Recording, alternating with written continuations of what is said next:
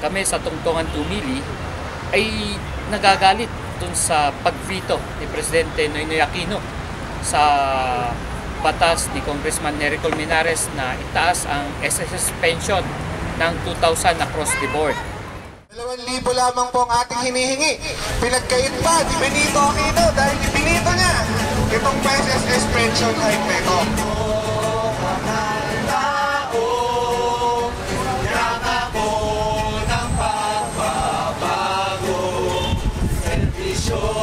Sa publiko, tuluyang tingin mo.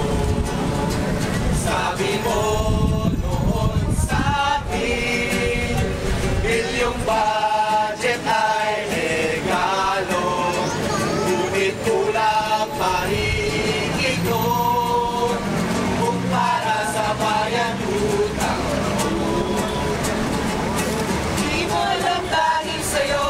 Hindi makakain, di rin makatulog, buhat ng iyong lukohin. Kung kami muling boto, sana di maging katulad mo na may pusong bato.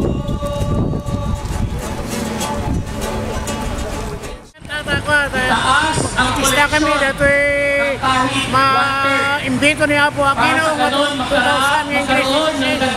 Kasi kalimat nga po ito ay manong katawanan na tugtugaw ni Apo Aquino wapay tinitad ng English. ay sapat na po. Iya lang mga 500 sa kurang pay nga yung gatang tiagas. Iya lang tinitad na tilas o tinim nga tawon kapanagtugaw ni Apo Aquino.